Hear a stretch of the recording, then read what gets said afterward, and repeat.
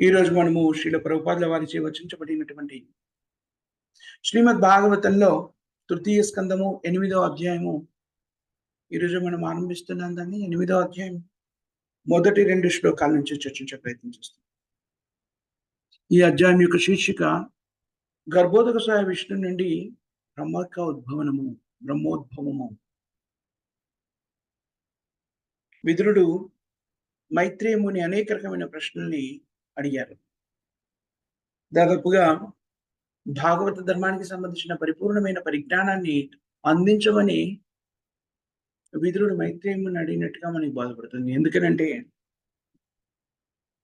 జీవాత్మ గురించి, భగవంతుడి గురించి, వారి మధ్య ఉన్న అనుబంధం గురించి, భౌతిక ప్రకృతి గురించి, దాని ప్రకృతిమయ విధానం గురించి, విరాట్ రూపము గురించి, విరాట్ రూపంలో స్థిరపడి ఉండేటువంటి జగత్తు గురించి, భౌతిక ప్రపంచం గురించి, సృష్టి ఎలా ఆవిర్భవిస్తుంది అనే దాని గురించి, ఇలాగా దాదాపుగా అన్ని విషయాల గురించి కూడా విదురుడు మైత్రేయుని ప్రశ్నించాడు.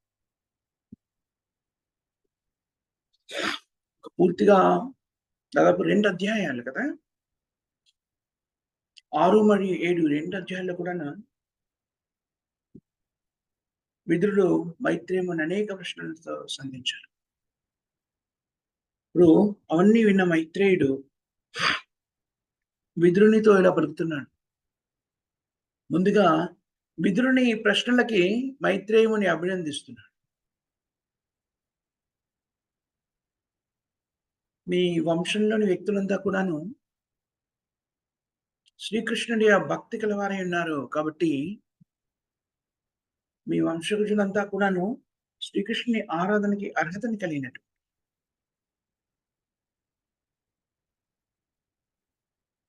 అందుకని నిజానికి భగవంతుడైన శ్రీకృష్ణుని పూజించడానికి, ఆరాధించడానికి ఎలాంటి అర్హత అక్కర్లేదు.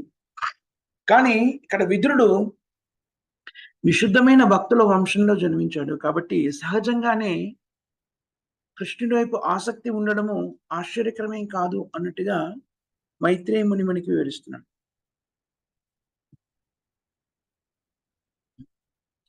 నీవు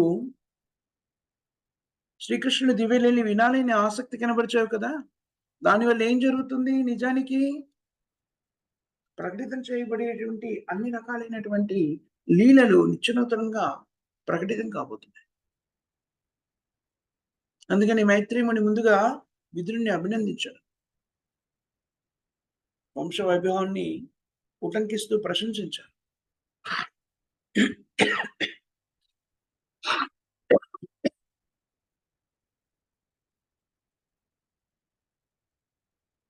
విదురుని యొక్క వంశం, పూర్వవంశం దేవదేవుని భక్తులతో నిండి ఉన్నది. అందుకని అది మహాన్వితమైనటువంటి దేవదేవుని భక్తులు అంటే ఎవరు? నిరాకారవాదాన్ని కానీ, పరమాత్మ తత్వాన్ని కానీ ఆశ్రయించకుండా నేరుగా భగవద్భక్తిలో నియుక్తమైనటువంటి భగవంతుడు అంటే ఎవరు? దేవాది దేవుడని శ్రీకృష్ణుడు.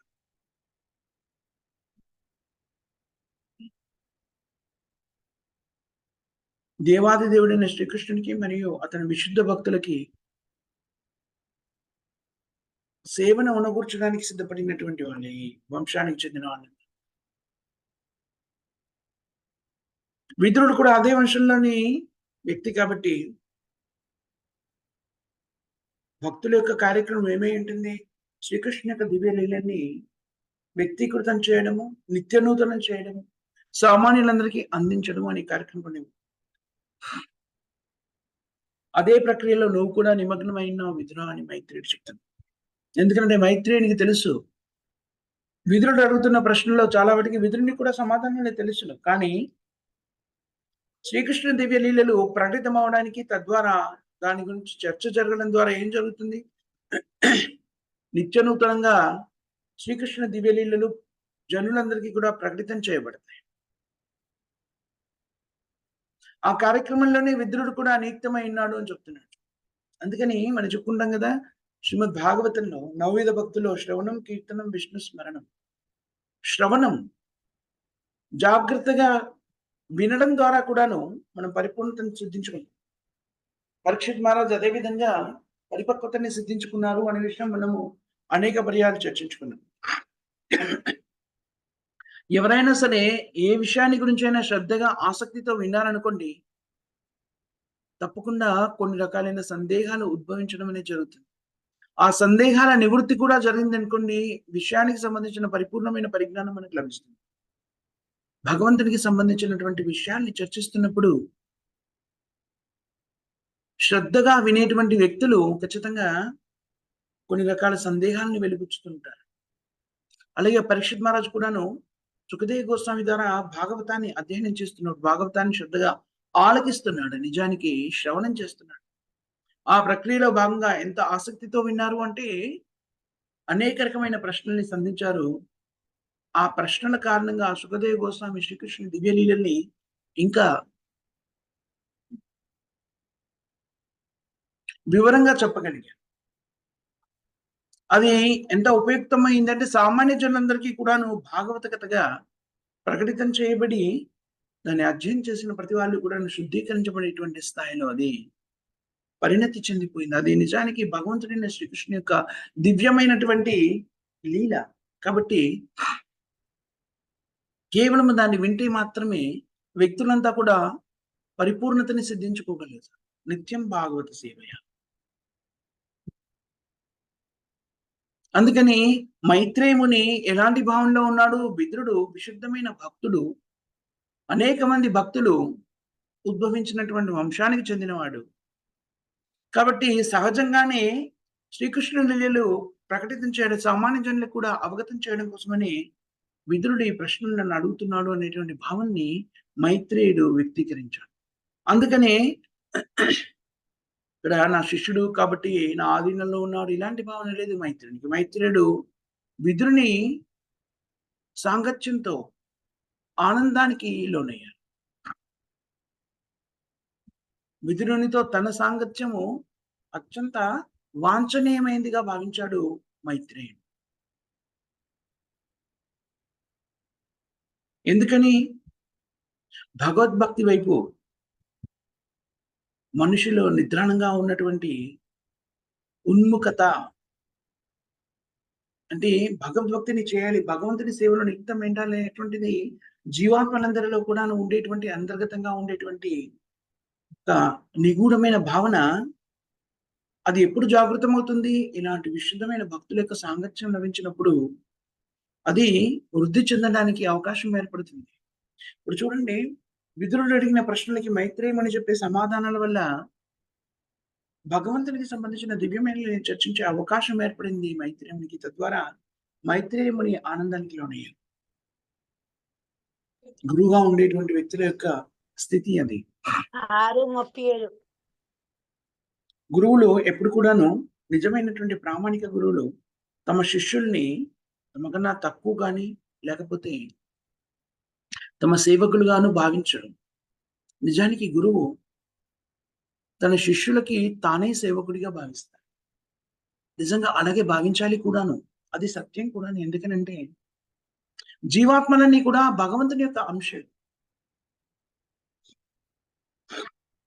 గురువుకు శిష్యులుగా లభించేటువంటి వ్యక్తులు కూడా, శిష్యులంతా కూడా జీవాత్మలే. జీవాత్మలుగా వాళ్ళంతా కూడా భగవంతుని యొక్క అంశాలు. విశుద్ధమైన భక్తియుక్త సేవలో నియుక్తమైనటువంటి వ్యక్తి తృణాదపి సునీచైన తరురపి సహిష్ణున అమానీన మానదీన కీర్తనీయ సదాహరి అలాంటి స్థితిలో ఉంటారు. కాబట్టి తన శిష్యులని కూడాను గౌరవప్రదంగా వారి సేవకులుగా భావిస్తారు. కొన్నిసార్లు సేవ చేయడానికి తక్కువ స్థాయిలోనే ఉండాల్సిన అవసరం లేదు, ఎక్కువ స్థాయిలో ఉండి తల్లిదండ్రులు పిల్లలకి సేవ చేస్తారు కదా. రకరకాల సేవలు చేస్తారు. ముఖ్యంగా తల్లి, తండ్రి వాళ్ళు చేసే సేవలన్నీ కూడాను వారు ఉన్నత స్థానంలో ఉండి చేసేటువంటి సేవలు కదా. సంతానం కన్నా తల్లిదండ్రులు ఉన్నత స్థానంలో ఉంటారు, కానీ ఎన్నో రకాల సేవలు చేస్తారు. అలాగే గురువు కూడా తండ్రి స్థానంలో ఉంటారు. ఉండి ఏం చేస్తున్నారు? తన శిష్యులందరూ కూడా తన పుత్రులుగా భావిస్తారు. ఇది గురువుకి మరియు శిష్యులకి మధ్య ఉండేటువంటి అనుబంధం. తండ్రి మీద ఉండేటువంటి ప్రేమని అంతకన్నా గౌరవప్రదమైన ప్రేమని శిష్యుడు వ్యక్తీకరిస్తారు. పుత్రుల మీద ఉండేటువంటి, సంతానం మీద ఉండేటువంటి వాత్సల్యాన్ని గురువు శిష్యుల మీద ప్రదర్శిస్తారు.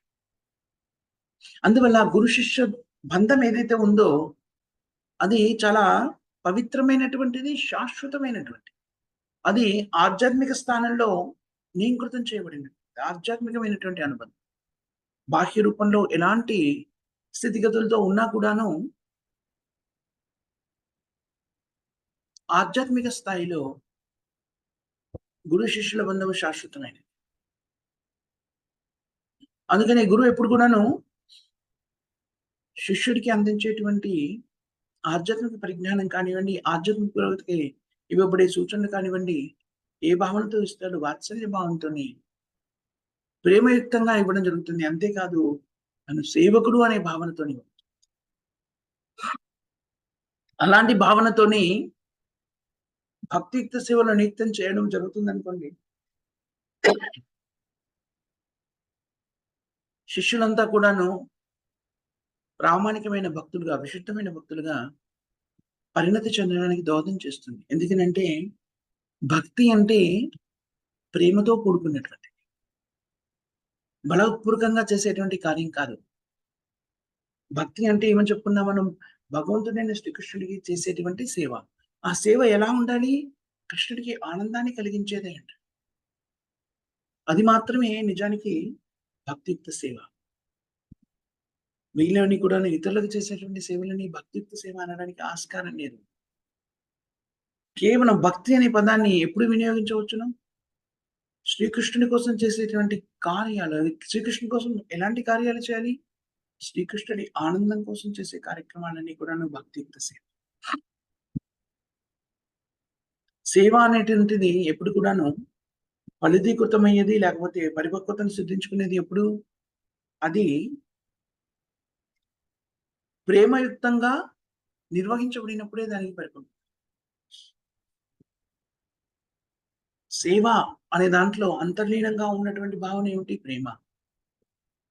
భగవత్ ప్రేమ జాగృతం అవడానికి, లేకపోతే ఉధృతి చెందడానికి గురువు శిష్యునికి సహకరిస్తాడు. గురువు శిష్యునికి మార్గదర్శన చేస్తాడు. గురువు యొక్క కృష్ణ ప్రేమ ద్విగుణీకృతం కావడానికి, అది మరింత ఆనందకరంగా ప్రకటితం అవడానికి శిష్యులు సహకరిస్తారు. అందుకని ఇక్కడ మైత్రేయుని చూడండి, పరిణతి చెందిన గురువు యొక్క ప్రదర్శన ఏమన్నాడు? ఇక్కడ ఓహో, విదురుడు నన్ను ప్రశ్న అడుగుతున్నాడు కాబట్టి నాకన్నా న్యూన్య స్థాయిలో ఉన్నాడు, అల్పుడు అనే భావన మైత్రేయునిలో లేదు. మైత్రేయుని ఎలా స్వీకరించాడు? విదురుడు విశుద్ధమైన భక్తుల వంశానికి చెందినవాడు, తాను స్వయంగా విశుద్ధమైన భక్తుడు, తనకు సాంగత్యం ఇవ్వడానికి వచ్చాడు అనుకుంటున్నాడు. భగవంతుని యొక్క దివ్యమైన లీలలు సామాన్య జనులకు అందేలాగా చక్కని ప్రశ్నలు సంధించడం ద్వారా భగవత్ లీలని ప్రకటితం చేయడానికి అవకాశం కల్పించాడు అనే భావనలో తన భావాన్ని వ్యక్తీకరించాడు.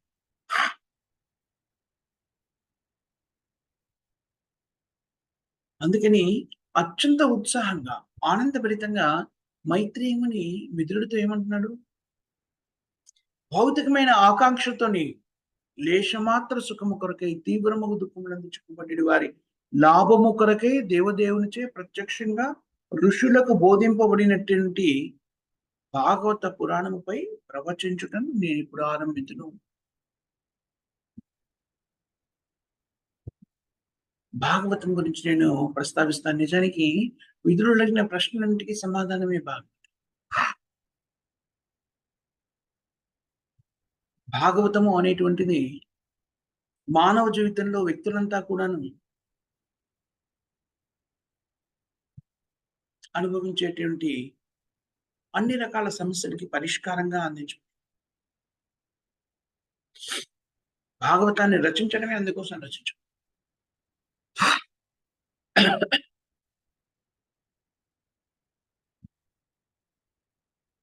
భాగవతాన్ని మనం ఎలా స్వీకరించాము, ఎలా స్వీకరించాలి అనేటువంటిది గమనించినట్టయితే పరంపరానుగతంగా ఇది ప్రకటించాము. శ్రీమద్ భాగవతాన్ని శ్రవణం చేయడానికి అవకాశం లభించడం అనేటువంటిది సాధారణమైన విషయం కాదు. ఇది నిజంగా సత్యం. కేవలము చెప్పుకోవడం కోసమనే కాదు. వ్యక్తిగతంగా నా జీవితంలో చూశాను. కొన్ని సందర్భాల్లో భాగవత ధర్మాన్ని ప్రకటించేసేటువంటి వ్యక్తుల కుటుంబంలో ఉన్న వ్యక్తులు కూడాను భాగవతాన్ని వినని సందర్భాలు అనేకం నేను చూశాను. అదేమిటండి? ఈ వ్యక్తి ఇంత అందుబాటులో ఉన్నారు కదా! భాగవతాన్ని గురించిన జ్ఞానాన్ని ప్రకటితం చేయగలిగినటువంటి వ్యక్తి కదా! అయినా కూడాను కుటుంబ సభ్యులే అత్యంత సన్నిహితంగా ఉండేటువంటి వ్యక్తులు కూడా దాన్ని వినే అవకాశం లేని సందర్భాలు అనేకం ఉన్నాయి. అందుకని ఇక్కడ ఏమని చెప్పబడింది? భాగ్యవంతుడైన విశుద్ధ భక్తుల సాంగత్యమున భాగ్యవంతుడే విశుద్ధ భక్తుల సాంగత్యమున శ్రీమద్ భాగవతమును శ్రవణము చేయు అవకాశమును పొందగలడు. భాగ్యవంతుడు అదృష్టం. సుకృతినోర్జున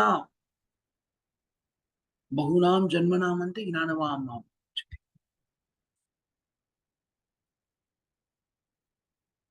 భౌతిక జీవనంలో కూరుకుపోయినటువంటి వ్యక్తులంతా కూడా భౌతిక జగత్తులో పరిమితమైన జీవులంతా కూడాను కామ్యకర్మల్లో నియుక్తమై బద్ధ జీవితంలో అనేక రకమైన కష్టాల్ని భరిస్తూ ఉంటారు. నిజానికి ఈ కష్టాలన్నిటికీ కారణభూతమైనది ఏమిటి? మనం చెప్పుకున్నాం. కష్టాలకి కారణం ఏమిటి అంటే ఇంద్రియ తృప్తిలో నిమగ్నమై ఉండడము. దానికి కారణం ఏమిటి? అజ్ఞానం. కష్టాలకి కారణం అజ్ఞానము.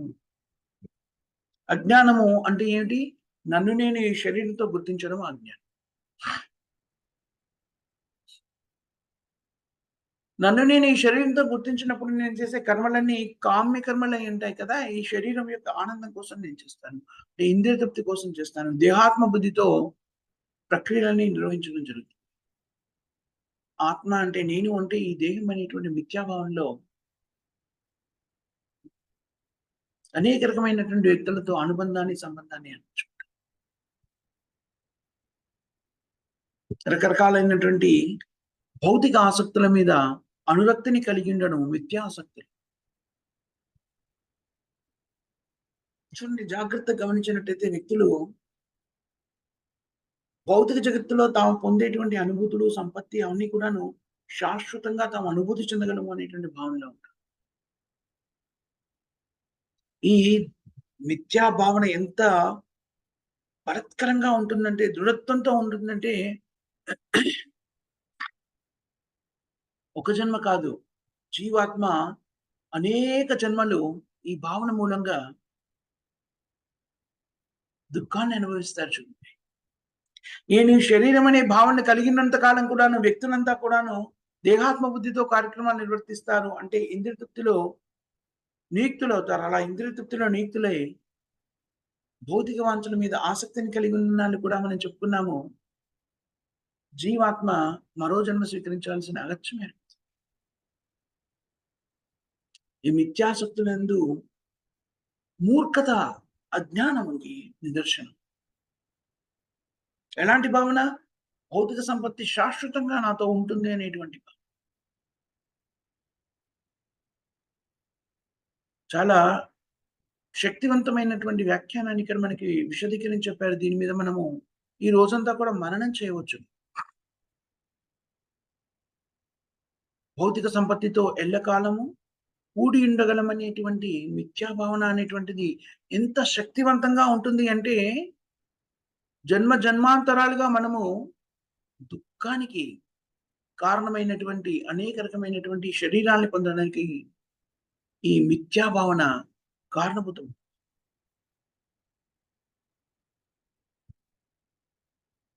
మరి ఇలాంటి మిథ్యా భావన నుంచి బయటపడేటువంటి ఏకైక విధానం ఏమిటి?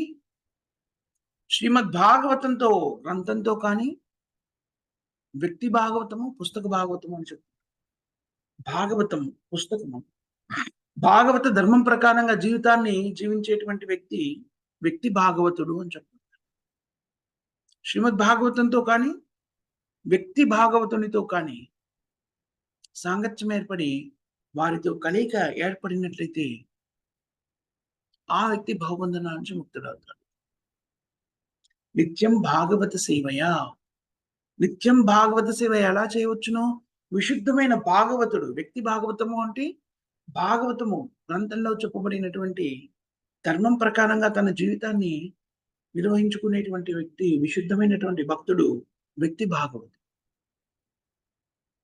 అలాగే గ్రంథం శ్రీమద్ భాగవతం మనకు తెలుసు. వీటితో అనుబంధాన్ని ఏర్పరచుకున్నటువంటి వ్యక్తి, దాని సాంగత్యంలో జీవనాన్ని కొనసాగించేటువంటి వ్యక్తి భౌతిక బంధనాల నుంచి ముక్తుడు కాగలడు. చాలా ప్రాశస్తమైనటువంటి విషయం ఇది. అందుకనే కృష్ణ చైతన్యంలో శ్రీల ప్రభుపాదుల వారు మనకి ప్రకటితం చేసినటువంటి కృష్ణ చైతన్య జీవన విధానంలో ముఖ్యమైనటువంటిది ఏంటి? నిత్యం భాగవత సేవయ.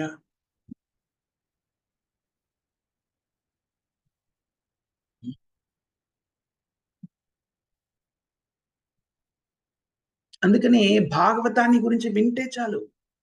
అనేక పర్యాలు మనం వింటాం ఏంటిని? శ్రీమద్ భాగవతాన్ని ఇంటికి తీసుకొచ్చి పెడితే చాలు, ఇంట్లో పెడితే చాలు. ఆ ప్రదేశం అంతా పవిత్రీకరించబడుతుంది. ఆ ఇంట్లో ఉన్న వ్యక్తులకి మెల్లమెల్లిగా హృదయ శుద్ధీకరణ జరుగుతుంది. కేవలం అక్కడ ఉంచితే చాలు. ఏం చేయలేని పరిస్థితిలో కూడా. కానీ అది చాలా సుదీర్ఘమైనటువంటి కాలం తీసుకుంటుంది దానికి. కానీ భాగవతాన్ని అధ్యయనం చేశామనుకోండి, అతి శీఘ్రంగా మనము భౌతిక బంధనాల నుంచి ముక్తులమవుతాం. భాగవతానికి అంతటి ప్రాశస్త్యం. భాగవతము అంధకారాన్ని తొలగించేటువంటి పరమోత్కృష్టమైనటువంటి జ్ఞానదీపిక. వ్యక్తులు భావబంధనాల నుంచి ముక్తులై భక్తియుక్త సేవలు నిక్తమాడం ద్వారా అన్ని రకాల క్లేశాల నుంచి బయటపడడానికి కావలసిన అవకాశాన్ని కల్పించేటువంటిది శ్రీమద్ భాగవతం. అందుకని నిత్యం భాగవత సేవ, ప్రతిరోజు కూడాను భాగవతాన్ని శ్రద్ధగా ఆలకించాలి. భాగవతాన్ని శ్రద్ధగా ఎవరైతే ఆలకిస్తారో ఆ వ్యక్తి ఖచ్చితంగా భౌతిక బంధనాల నుంచి ముక్తుడై తీరుతాడు. క్లేశభూయిష్టమైన స్థితి కాదది. చాలా మంది అనుకుంటారు, అయ్యయ్యో నేను భౌతిక బంధనాల నుంచి ముక్తునైతే ఎలాగా? దాన్ని వదులుకోవడానికి కూడా భయపడేటువంటి అజ్ఞాన పరిస్థితిలో జీవులు ఉంటారు. అలాంటి వాళ్ళ హృదయంలో కూడాను కృష్ణ భక్తిని రగిలింపజేయగలిగేటువంటిది, జాగృతం చేయగలిగేటువంటిది, తద్వారా క్లేశభూయిష్టమైనటువంటి అనేక జన్మల్లో ప్రవేశించి భావబంధనాల్లో చిక్కుకొని ఇలాంటి క్లేశభూయిష్టమైనటువంటి జీవనాన్ని కొనసాగించే పరిస్థితి నుంచి జీవాత్మ పరిరక్షించబడడానికి కారణభూతమవుతుంది శ్రీమద్ భాగవతం. అందుకని భాగవతాన్ని అధ్యయనం చేయడం ఎవరు చేయాలని చెప్పారు? అందరి కోసం. సర్వకామి, మోక్షగామి, అకామి. 3 రకాలైన వ్యక్తులు ఉంటారు కదా. అన్ని రకాలైనటువంటి భౌతిక కోరికలు కలిగినటువంటి వ్యక్తి సర్వకామి. కామ్యకర్మలో నియుక్తమైనటువంటి దేహాత్మ బుద్ధితో కామ్యకర్మలో నియుక్తమైన వ్యక్తి అయి ఉండవచ్చును. లేకపోతే నేను దేహం కాదు అని తెలుసుకొని మోక్షాన్ని పొందాలనేటువంటి జ్ఞాన మార్గాన్ని స్వీకరించినటువంటి నిరాకారవాదులు కావచ్చును. భక్తియుక్త సేవలో నియుక్తమైనటువంటి విశుద్ధ భక్తుడు కావచ్చును. అందరూ కూడాను ఆస్వాదించగలిగేటువంటిది శ్రీమద్ భాగవతం. అందరినీ కూడా పవిత్రీకరించేలా చేసేది శ్రీమద్ భాగవతం. ఎంత మధుర ఫలము అంటే ఎంత మధురమైంది. సుఖదేవ గోస్వామి స్వయంగా చెప్తారు. శ్రీమద్ భాగవతంలో ఆరంభంలో చెప్తారు, మనం చెప్పుకుంటాం. నిగమకల్ప తరోర్గలితం ఫలం. మధురమైనటువంటి ఫలము ఆస్వాదిస్తే ఎలా ఉంటుంది? అత్యంత మధురమైనటువంటి ఫలం. ఆ ఫలము ఎక్కడుందట? నిగమకల్ప తరోర్గలితం ఫలం సుఖముఖాద్ అమృత ద్రవ సంయుతం. సుఖదేవ గోస్వామి యొక్క గొంతు నుంచి ఆవిర్భవించినట్టు, గొంతు నుంచి ప్రవచించబడుతున్నట్టు. సుఖము అంటే ఒక అర్థం ఏంటి అంటే చిలుక. సుఖదేవ గోస్వామి ఆధ్యాత్మిక జగత్తులో రాధారాణి యొక్క రామచిలుకగా చెప్పబడ్డాడు. అందుకని శుక అంటే అర్థం కూడాను చిలుక. సుఖదేవ గోస్వామి ద్వారా ప్రకటితం చేయబడి, అంటే ఈ భాగవతము ఒక మధుర ఫలమైతే ఆ ఫలాన్ని ఒక చిలుక స్పృశించిందని. ఒక ఫలాన్ని చిలుక ఎప్పుడు స్పృశిస్తుంది? ఎప్పుడైనా చిలుక స్పృశించిన ఫలాన్ని స్వీకరిస్తే అత్యంత మధురంగా ఉంటుంది. దాని మాధుర్యత దుగినీకృతము. అదేవిధంగా శ్రీమద్ భాగవతము స్వయంగానే అత్యంత మధురమైనటువంటి ఫలం. భాగవత సామృతాన్ని మనకి అందజేసి జీవులందరూ కూడా రసమయ జీవనంలో తేలియాడడానికి దోహదం చేసేటువంటి ఉత్కృష్టమైనటువంటి గ్రంథం. శ్రీకృష్ణుని యొక్క భక్తుల యొక్క దివ్య లీలల్ని ప్రకటితం చేసేటువంటి గ్రంథం. చాలా మధురమైనటువంటిది. అలాంటి మధురమైనటువంటి గ్రంథాన్ని దాన్ని ఒక ఫలం అనుకుంటే, ఒక చిలుక దాని ఫలాన్ని పట్టుకుంటే ఎలాంటి రసోత్పాదన జరుగుతుందో, రసోద్విగ్నతకి కారణభూతమవుతుందో, ఎంత మధురంగా మారుతుందో, అదేవిధంగా శ్రీమద్ భాగవతము సుఖదేవ గోస్వామితో సృష్టించబడి మరింత మధురంగా పిబతే భాగవతం రసమాలయం ముగురహో రసిక భువిభావిక. దీన్ని ఎవరు స్వీకరించగలరు? ఎవరు ఆస్వాదించగలరు? భాగవతం రసమాలయం ముగురహో రసిక భూమిభావిక. దీన్ని ఆస్వాదించగలిగేటువంటి ఎవరు? అత్యంత రసికులైన వారు. మధురత్వాన్ని ఆస్వాదించాలి అంటే కూడా దానికి సరి అయినటువంటి ఆరోగ్యకరమైనటువంటి స్థితి ఉండాలి కదా. లేకపోతే మనం చెప్పుకున్నాం కదా, రోగగ్రస్తుడైనటువంటి వ్యక్తి అనేక పర్యాలు మనం చెప్పుకున్నాం. జాండీస్ ఉన్నటువంటి వ్యక్తి అంటే పసిరికలు ఉన్నటువంటి వ్యక్తికి చెరుకు రసము చేదుగా ఉంటుంది. మనందరికీ తెలుసు చెరుకు రసం మధురంగా ఉంటుంది నిజానికి. కానీ మనకి ఎలా గోచరిస్తుంది? చేదుగా గోచరిస్తుంది. చేదుగా గోచరించేటువంటి ఆ చెరుకు రసము నిజంగా మధురంగా ఉన్నా కూడా చేదుగా ఎందుకు గోచరిస్తుంది? మనం వ్యాధిగ్రస్తులమై ఉన్నాం. కానీ ఆ వ్యాధి తొలగిపోవాలి అంటే, పసిరికల్ని వ్యాధి తొలగిపోవాలంటే ఆయుర్వేదంలో నిర్దేశితమైనటువంటి వైద్యం ఏమిటి? ఈ చెరుకు రసాన్ని తాగమని చెప్తారు. ఉదయము, మధ్యాహ్నము, సాయంత్రం. తాగుతుంటే నిజానికి ఆరంభంలో భయంకరమైన చేదుగా, కానీ దాన్ని ఆస్వాదిస్తున్నా, దాన్ని స్వీకరిస్తున్నా కొద్ది చేదుగానే ఉంది. కానీ విశ్వాసంతోని దాన్ని స్వీకరిస్తే ఏం జరుగుతుంది? పసిరికలకి విరుగుడిని అదే ప్రసాదిస్తుంది. మెల్లమెల్లగా ఆ వ్యాధి నిర్మూలన చేయబడి చెరుకు రసం యొక్క మాధుర్యతని అనుభవించడం మొదలెడతారు. దాన్ని మాధుర్యతని అనుభవించడం మొదలెడుతూ ఉంటే వ్యక్తిలోని రుగ్మత తొలగిపోతుంది అని అర్థం. అదేవిధంగా శ్రీమద్ భాగవతాన్ని మనం ఎప్పుడైతే చక్కగా ఆస్వాదించడం మొదలెడతామో, ఆరంభంలో కామ్యకర్మల్లో నియుక్తమైనటువంటి ఇది రసవత్తరంగా కాదు, చేదుగా ఉన్నప్పటికీ ఆసక్తితో వింటూ ఉన్నాడనుకో, మెల్లిమెల్లిగా మన హృదయంలో ఉన్నటువంటి రుగ్మతలను తొలగిస్తుంది. చూడండి ఎంత సౌలభ్యకరమైన జీవన విధానం ద్వారా మనము భౌతికత్వం నుంచి బయటపడవచ్చు. భౌతికత్వం నుంచి బయటపడాలి అంటే ఏవో పెద్ద కష్టకరమైన కార్యాలేమీ చేయక్కర్లేదు. గుట్టలు కొండలు ఎత్తాల్సిన అవసరం లేదు. అరణ్యానికి ప్రయాణం చేసి జీవనాన్నంతా కూడా మార్చుకోవాల్సిన అవసరం లేదు. కేవలం భాగవతాన్ని శ్రద్ధగా ఆలకిస్తే చాలు, ఖచ్చితంగా వ్యక్తిలో హృదయ పరివర్తన జరుగుతుంది. భగవద్గీత జాగృతం అవుతుంది. అలాంటి విశిష్టమైనటువంటిది భాగవతం. ఆ భాగవతాన్ని ప్రవచించడానికి మైత్రేయ ముని అత్యంత ఆసక్తితో సంసిద్ధులవుతుంది.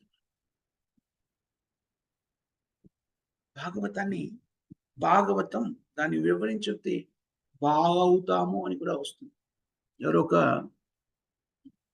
పరిజ్ఞానవంతుడు దీన్ని చమత్కరించిన విధానం చమత్కారంలా కనబడుతున్నప్పటికీ సత్యం ప్రకటితమవుతుంది. భాగవతం దాని వేగంగా భాగవతం ఇలా అన్నారనుకోండి, బాగవుతాము అనేటువంటి శబ్ద ప్రక్రియ వెలువడుతుంది కదా.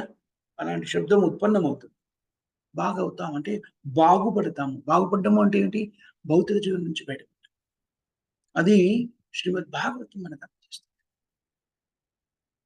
శ్రీల ప్రభుపాద ద్వారా మనం నిర్దేశించినటువంటి 4 సూత్రాల్లో ఒకటి నిత్యం భాగవత సేవ. నిత్యం కూడాను, ప్రతిదినం కూడాను శ్రీకృష్ణ యొక్క దివ్యలీలని శ్రవణం చేయడము, అధ్యయనం చేయడం చెప్పుకుంటాం. ఇది శ్రీల ప్రభుపాద వారు మనకి నిర్దేశించిన 4 సూత్రాల్లో ఒక సూత్రం.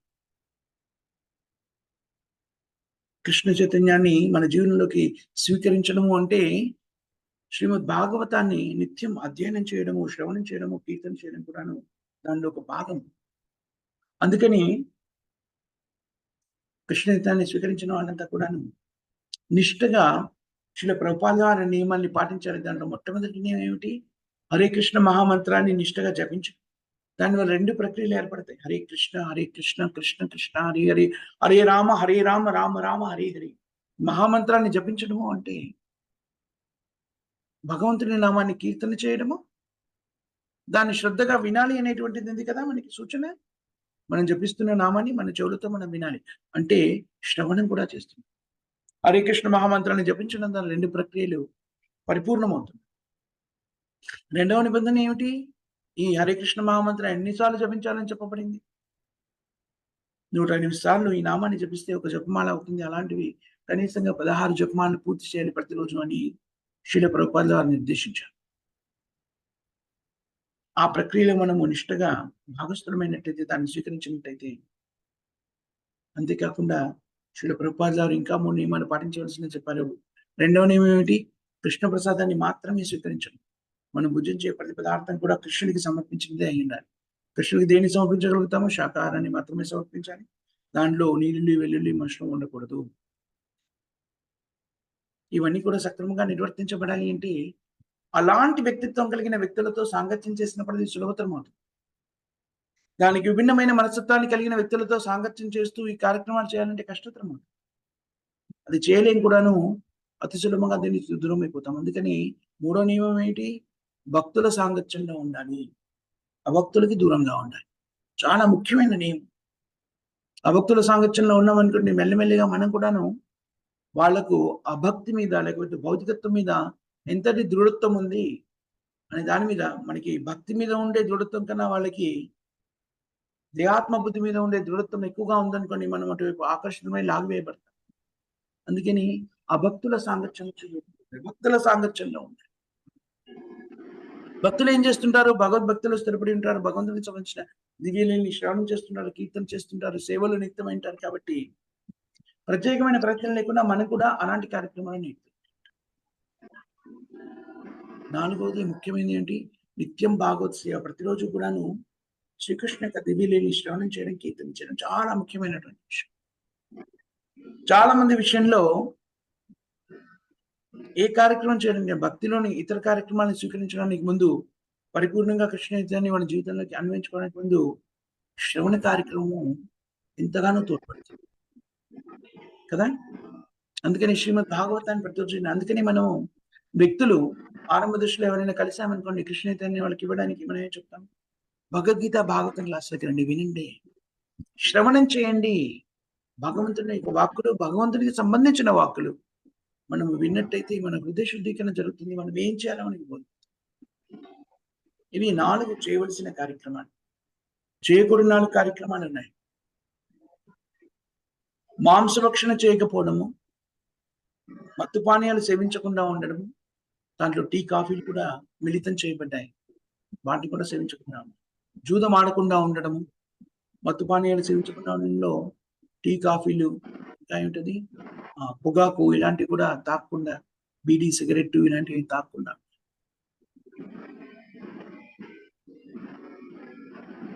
వివాహేతర సంబంధాన్ని కలిగి ఉండకుండా ఉండడం, జూదం ఆడకుండా ఉండడం. ఇవి 4 నిషిద్ధమైన కార్యక్రమాలు, లేకపోతే పాపభూయిష్టమైన కర్మలు. ఒకవేళ చేయవలసిన 4 కార్యక్రమాలు నిష్ఠగా పాటిస్తే చేయకూడని 4లో 2 తొలగిపోతాయని మనం ఎప్పుడు చెప్పుకుంటాం. ఏమిటి? మాంసభక్షణ చేయడము, ధూమపానము, మద్యపానం ఇవన్నీ కూడా తొలగిపోతాయి. ఎందుకంటే మన నోట్లోకి పంపించే ప్రతి పదార్థం కూడా కృష్ణుడికి సమర్పించిందే అయి ఉండాలి. దాన్ని నిష్ఠగా పాటించామనుకోండి, కూడిన పదార్థాలు ఏవి కూడా మనలోకి ప్రవేశించవు. అలా మనం పరిరక్షించబడతాం. ఈ ప్రక్రియ నిర్విఘ్నంగా కొనసాగాలి అంటే శ్రవణము అనేటువంటిది చాలా ముఖ్యమైనటువంటి. భాగవత శ్రవణము అనేటువంటిది కేవలము పరిజ్ఞానం, ప్రత్యేకమైన ప్రయత్నం లేకుండా మనకు లభిస్తుంది. కానీ భాగవత శ్రవణం అనేటువంటిది హృదయ శుద్ధీకరణకే నిర్దేశించబడింది. భగవంతుడి మీద మనకి ప్రేమ భావన పెరగడానికి అది దోహదం చేస్తుంది. అంతర్గతంగా మన హృదయంలో నిక్షిప్తం చేయబడినటువంటి కృష్ణ ప్రేమ అనేది జాగృతం చేస్తుంది. అందుకని భాగవతాన్ని శ్రద్ధగా ప్రతిదినము ఆలకించడం అనేటువంటిది అత్యంత ఆవశ్యకమైనటువంటి విధానము ఆధ్యాత్మిక. ఈ ప్రక్రియలో మనము శ్రీల ప్రభుపాదుల వారు నిర్దేశించబడినటువంటి చేయవలసిన కార్యక్రమాలను నిష్ఠగా మన జీవితంలోకి అన్వయించుకున్నట్టయితే, ఏమైనా చేయకూడని పనుల్లో మనం ఇప్పటికీ నిమగ్నమైనట్టయితే బద్ధతతో మూలంగా, బద్ధస్థితి కారణంగా అవన్నీ కూడా తొలగిపోతాయి. ఇవన్నీ కూడా, ఈ ప్రక్రియలన్నీ కూడాను నిష్ఠగా మన జీవనంలోకి అన్వయింపబడాలి అంటే మనం చేయవలసింది ఏంటి? విశ్వాసంతోని, పూర్తి శ్రద్ధతోని భాగవతాన్ని శ్రవణం చేయాలి, వినాలి. చాలా ముఖ్యమైనటువంటి విషయం. ఈ ప్రక్రియలో నిమగ్నమైనట్టయితే మనం ఖచ్చితంగా ఈ జన్మలోని ఈ శరీరమే చిట్ట చివరి భౌతిక శరీరం అవుతుంది. దాని తర్వాత మనము ఆధ్యాత్మిక జగత్తులోకి ప్రవేశిస్తాము. ఆధ్యాత్మిక జగత్తులో ప్రవేశించిన శరీరం వదిలినాక కాదు, శరీరము త్యాగం చేయడానికి ముందే మనము ఆధ్యాత్మిక స్థితిలోకి చేరుకుంటాము. ఇది కృష్ణ చైతన్యం యొక్క ప్రాశస్త్యం. దీన్ని స్వీకరించడం కష్టతరమైన విషయం కాదు. కేవలం కావాల్సింది ఏమిటి? శ్రద్ధ, ఆసక్తి. ఇది సరైన విధానము అనేటువంటి ప్రాథమిక భావన కలిగిగానే మనం చేయవలసింది ఏంటి? శ్రద్ధతో దీన్ని ఆలకించడం అనే ప్రక్రియలో నిమగ్నమైతే ఖచ్చితంగా పరిపక్వతని సిద్ధించుకోగలుగుతాము. ఇది ఈనాటి శ్లోకాల తాత్పర్యంగా, సారాంశంగా భావించవచ్చు. ఇక్కడ మనం ఆ పెద్ద మాతాజీ సంపూజీ క్వశ్చన్స్ కానీ, కామెంట్స్ కానీ, కరెక్షన్స్ కానీ. హరే కృష్ణ ప్రభుజీ, దండవత్ ప్రణామం. హరే కృష్ణ. ఇందులో చిన్నది ఫస్ట్ శ్లోకంలో చిన్న డౌట్ అండి. తర్వాత భౌతిక శక్తి సెకండ్ శ్లోకంలో ఒకటి ఎక్స్ప్లెయిన్ చేయరు ఒకసారి. బౌద్ధ అదే వంశంలో జన్మించిన ఒకడైనందు వలన అన్నారు చూడండి. అది కృష్ణ అదే పాండవులు జన్మించిన వంశంలో జన్మించినట్టు అండి అర్థం అది. అవును మాతాజీ, వాళ్ళంతా కూడా ఒకే వంశానికి చెందిన వాళ్ళు కదా. పాండవులు కానివ్వండి, విదురుడు కానివ్వండి, వీళ్ళంతా కూడాను మనం మామూలుగా కురు వంశం అంటాం కదా, దాన్ని ఆ వంశానికి చెందినటువంటి వాళ్ళు కదా. అందుకని అందులో అనేకమైనటువంటి విశుద్ధ భక్తులు ఎందరో ఉన్నారు ఆ వంశంలో. దాన్ని ఆయన ఇక్కడ ప్రస్తావించారు మాతాజీ, మైత్రేయుని ఇక్కడ ప్రస్తావించారు. ఇది బౌద్ధిక శక్తి గురించి చెప్పరా ఒకసారి? బౌద్ధిక ప్రభావం గురించి, జీవులు గురించి. మీ ప్రశ్న నాకు అర్థం కాలేదు. మా భౌతిక శక్తి గురించి అంటే ఇక్కడ ఆ ప్రభావం జీవులు మాత్రమే అని ఉందండి ఇక్కడ సెకండ్ శ్లోకంలో. బౌద్ధిక శక్తి ప్రభావంతో జీవులు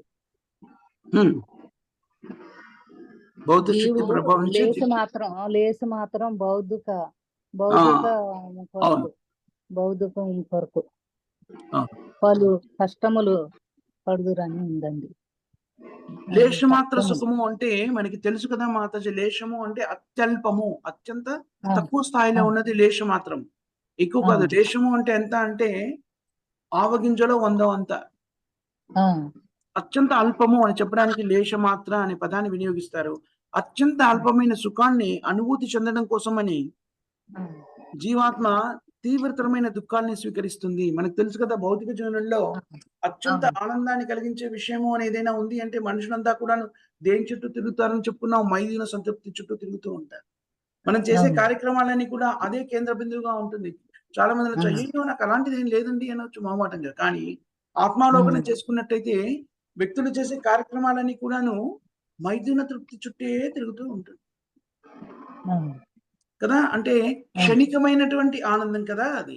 ఆ క్షణికమైన ఆనందం కోసమని ఎంత క్లేశకరమైనటువంటి వేదనని అందించేటువంటి స్థితులన్నీ కూడాను మనిషి స్వీకరిస్తారు. లేశమాత్ర సుఖము కొరకై తీవ్రము దుఃఖములందు చిక్కుబడి వారి లాభము కొరకై. అలాగా చూడండి, క్షణికమైన ఆనందం కోసమని జీవితమంతా కూడాను జాగ్రత్తగా గమనించినట్టయితే శ్రీల ప్రభుపాదుల గారు విస్పష్టంగా అనేక చోట్ల తెలియజేస్తారు. మనం కూడా దీని గురించి చర్చించుకున్నాం. ఏమని? వ్యక్తులు ఎలా ఉంటారు? రాత్రింబగళ్ళు కష్టపడి పనిచేస్తారు. నేను ఈ ఇంటికి అధిపతిని అనే భావనతోని రాత్రింబగళ్ళు ఆ ఇంటిలోని వ్యక్తుల కోసమని వాళ్ళ సేవలు నియుక్తమై ఉంటారు. ఏమనుకుంటాడు, నేను అధిపతిని అని రాత్రింబగళ్ళు గాడిద చాకరీ అని చూడండి, అలాంటి చాకరీ చేస్తారు. చేసి దానంతా తీసుకొచ్చి ఎవరికి ఇస్తారు? కుటుంబంలోని సభ్యులకు ఇస్తారు, ముఖ్యంగా భార్య. మరి ఎందుకు ఇస్తాడు? క్షణికమైనటువంటి ఆనందం కోసమని, మైదున సంతృప్తిని అనుభూతి చెందుతాడు భార్యతో. కాబట్టి బానిసలాగా గాడిద చాకరీ చేస్తారు కదా. లేశమాత్ర సుఖం, దానికోసమే. దానివల్ల ఏం జరుగుతుంది? అనేక రకమైన దుఃఖాలకి కారణమవుతాయి కదా. భౌతిక జీవన విధానం దుఃఖాలకి కారణమవుతుంది. దాన్ని ఇక్కడ వ్యక్తీకరించారన్నమాట. లేచిన మాత్ర సుఖము కొరకై తీవ్రముగా దుఃఖములందు చిక్కుకున్నటువంటి వాళ్ళు, అంటే భౌతిక జీవనాన్ని కొనసాగిస్తున్న వ్యక్తులు లాభం పొందడం కోసమై శ్రీమద్ భాగవతము భగవంతునిచే ఋషులకు ప్రబోధించబడింది. దాన్నే నేను ఇప్పుడు నీకు మరొకసారి వివరించి చెప్తానని మైత్రేయమని చెప్తాను. లేశ మాత్ర సుఖము అంటే నిజానికి భౌతికమైన సుఖం. దానికోసమని విస్తృతమైన కార్యక్రమం. మనం కొంచెం కూడా ఆత్మావలోకనం చేసుకున్నట్టే మనకు బోధపడుతుంది. నిజానికి అదే కామ్య కర్మలు కూడా అదేనంటారు అర్థం అక్కడ. మాతాజీ, అన్ని రకాల కామ్య కర్మలు అందుకొరకే కదా. కామ్య కర్మల వల్ల మనకి లభించేటువంటిది ఏంటి? లేశమాత అత్యల్పమైన క్షణికమైన ఆనందము. దానివల్ల అనేక రకమైన దుఃఖాలని వృద్ధి చేసుకుంటున్నాం కదా. అలా చేసుకుంటున్నటువంటి వ్యక్తుల లాభం కొరకై శ్రీమద్ భాగవతము భగవంతునిచే ఋషులకు ప్రబోధించబడింది. దాన్నే నేను ఇప్పుడు మీకు వ్యక్తీకరిస్తాను అని మైత్రేయముని విదురునితో సంభాషించినట్టుగా బోధపడుతుంది. హరి బోల్ మాత. మంచి ప్రశ్న అడిగారు మాతాజీ, చాలా ముఖ్యమైనటువంటిది. అందరూ కూడా జాగ్రత్తగా అది ఏమిటి అని ఆలోచించడానికి అనువైనటువంటి పదజాలం అక్కడ వినియోగించబడింది. చక్కని ప్రశ్న అడిగారు. ధన్యవాదాలు మాతాజీ. హరే కృష్ణ ప్రభుజీ. హరే కృష్ణ ప్రభుజీ. ఏకాశి ఎప్పుడండి? ఏంటమ్మా ఏకాశి ఎప్పుడండి? ఏకాదశి ఏ రోజు మాతాజీ?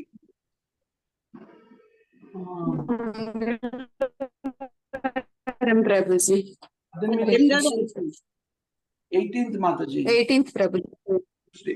ట్యూస్డే ఏకాదశి. ట్యూస్డే అండి. ట్యూస్డే అండి ఏకాదశి. ఏంటమ్మా? ట్యూస్డే వచ్చిందండి. 18వ తారీఖు ట్యూస్డే. ఎస్.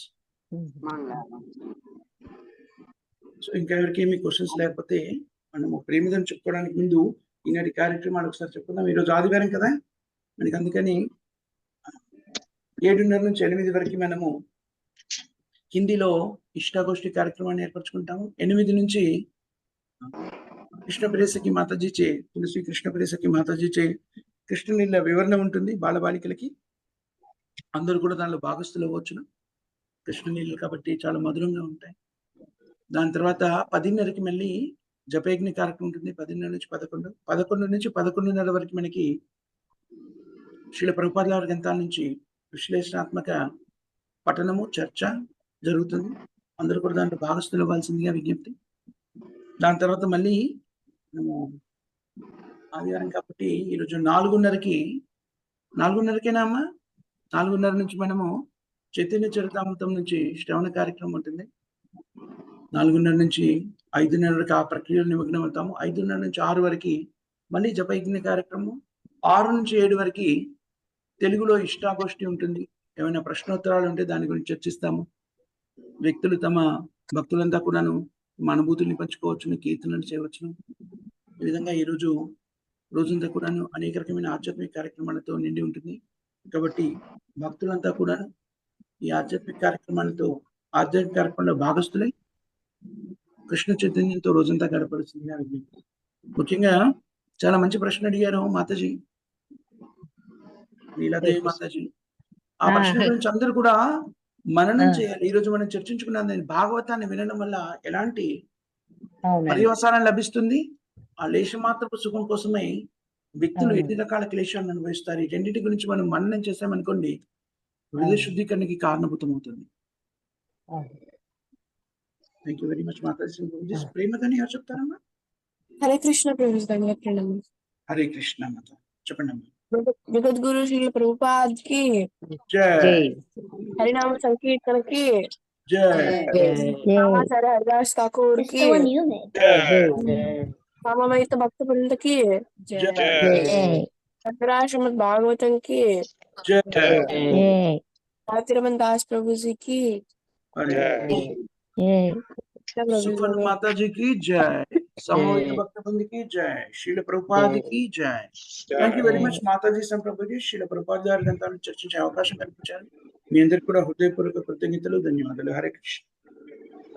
హరే కృష్ణ ప్రభుజీ. దండవత్ ప్రణామం. హరే కృష్ణ ప్రభుజీ. దండవత్ ప్రణామం. హరి ప్రభుజీ. దండవత్ ప్రణామం. హరి హరి. హరే కృష్ణ ప్రభుజీ. దండవత్ ప్రణామం.